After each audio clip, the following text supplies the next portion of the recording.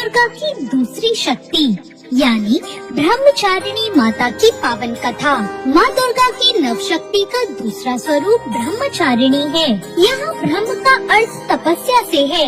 माँ दुर्गा का स्वरूप भक्तों और सिद्धों को अनंत फल देने वाला है। इनकी उपासना करने से तप, त्याग, वैराग्य, सदाचार और संयम की वृद्धि होती है।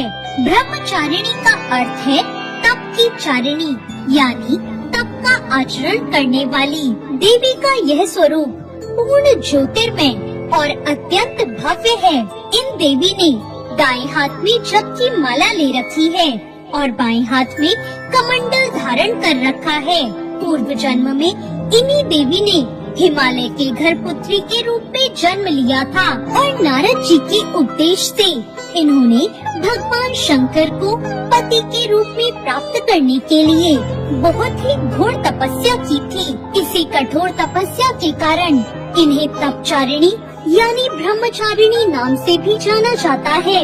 1000 वर्ष तक इन्होंने केवल फल फूल ही खाए और शाक पर निर्वाह किया और बहुत से कठिन उपवास रखे। खुले आकाश के नीचे वर्षा और धूप के घोर कष्ट भी सहे। 3000 वर्षों तक टूटे बेल पत्र खाए और भगवान शंकर की आराधना करती रही। इसके बाद तो उन्होंने सूखे बेल पत्रों को खाना भी छोड़ दिया और फिर कई हजार वर्षों तक निर्जल और निराहार रहकर तपस्या की। कठिन तपस्या के कारण देवी का शरीर एकदम क्षीण हो गया। देवता, ऋषि, सिद्धगण, मुनि सभी ने ब्रह्मचारिणी की तपस्या को अभूतपूर्व पुण्य कृतज्ञ बताया और उसकी सराहना की और कहा, हे देवी, आज तक किसी ने इस तरह कठोर तपस्या नहीं की। यह तो बस आपसे ही संभव हो पाया है। आपकी मनोकामना परिपूर्ण होगी और भगवान चंद्रमौली शिव जी आपको पति के रूप में प्राप्त होंगे। अब आप तपस्या करके घर लौट जाओ। जल्द ही आपके पिता के यहाँ बुलावा आएगा। तो ये थी माता ब्रह्मचारिणी की कथा। इन देवी की कथा का सार ये है कि जीवन के कठिन संघर्षों में भी हमें मन को विचलित नहीं होने देना चाहिए। माँ ब्रह्मचारिणी देवी की कृपा से सर्व सिद्धि प्राप्त होती है।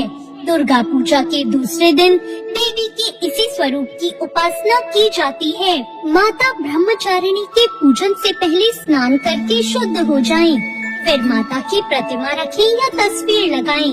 पूजा करते हुए शुद्ध मन से माता के नाम का स्मरण करते रहें। कोशिश करें कि सफेद या पीले वस्त्र पहनकर ही पूजा हो। माँ को प्रसाद में पंचामृत जरूर चढ़ाएं, रोली और अक्षत चढ़ाएं। अरुहल या कमल का फूल भी अर्पित करें। दूध से बने अन्य प्रसाद भी माँ को अर्पित कर सकते हैं और फिर कपूर से माता की आरती करें। मान्यता है कि ब्रह्मचारिणी माता के पूजन से कठिन तप तो पूरे होते ही हैं, साथ में अध्ययन करने में भी रुचि बढ़ती है। साथ ही स्मरण शक्ति का भी विकास होता है। जीवन की अज्ञानता मिटती है और ज्ञान का प्रकाश फैलता है। तो ये थी माता ब्रह्मचारिणी की कथा।